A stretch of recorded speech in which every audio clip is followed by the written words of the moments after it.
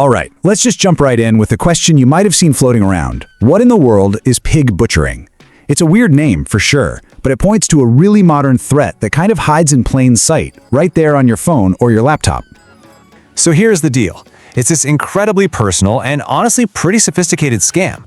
A criminal will build up this fake online relationship with someone, gaining their trust over weeks, sometimes even months. They fatten up the victim, that's where the name comes from, before they go in for the kill, convincing them to sink their money into a bogus crypto investment. And just like that, they're gone, and so is the money.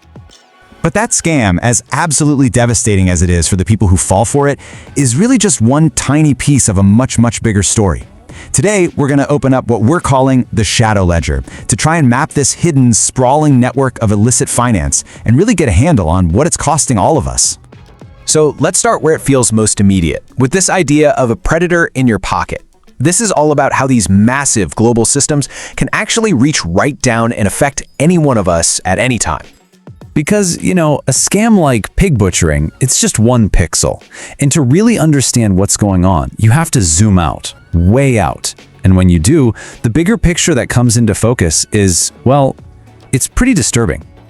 So, just how big is that picture? Well, the latest estimates put the volume of illicit crypto transactions at a staggering $45 billion. Yeah, let that sink in. This isn't just a couple of bad actors, we're talking about a massive, parallel economy running in the shadows. And check out this breakdown. Scams and fraud, like we were just talking about, are a huge piece of the pie, right? 24%. But look at what's even bigger. Sanctions evasion and dealings with blocklisted groups, together, that's over 60%. So that tells you this hidden system isn't just for scamming people out of their savings, it's being used for major geopolitical and criminal operations. So the big question is, how is any of this possible? How do you hide that much money? Well, to get that, we need to look at the system itself, what you could call the architecture of secrecy. It's time to pull back the curtain on the machinery that makes this whole shadow ledger work. It really boils down to a process called layering, and it's surprisingly simple in concept. First, you get the illicit money. Then you hand it off to something called a trust and company service provider, basically a local specialist in hiding money. From there, it gets funneled through this maze of offshore shell corporations.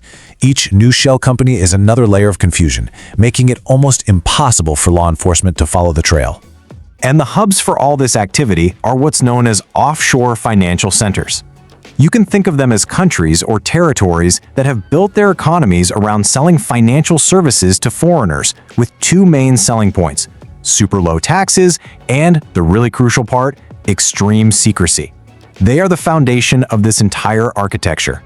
And let's be really clear about something. This system didn't just happen by accident. It's not some loophole.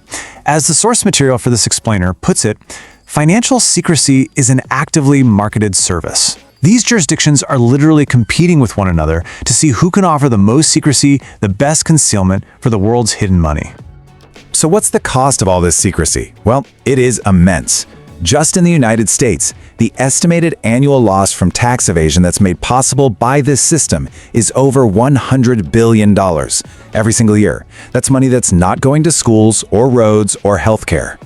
And that lost tax revenue? That's just the start. Let's zoom out one more time to see the real price that we all end up paying. Because this isn't just about government budgets. It creates these deep systemic problems that affect the entire economy. Just think back to the 2008 financial crisis. The core issue there was this concept called moral hazard. It basically created a heads-I-win, tails-you-lose situation. The big banks took huge risks and paid themselves massive bonuses. They privatized the gains.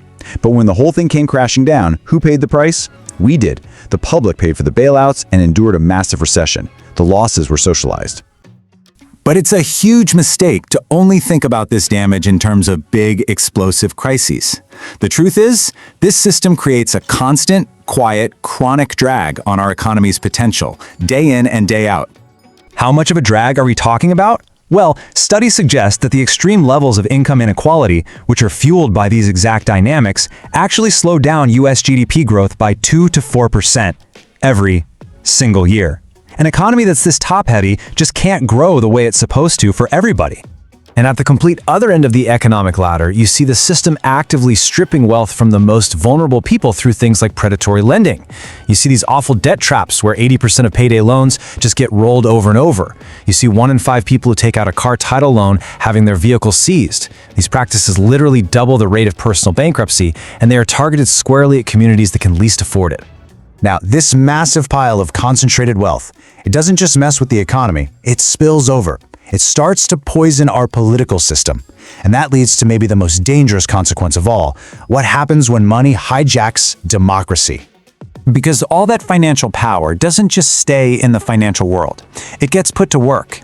It's actively used to influence politicians and lawmakers, to capture the political process itself, and bend the rules of the game to favor the people who already have all the wealth.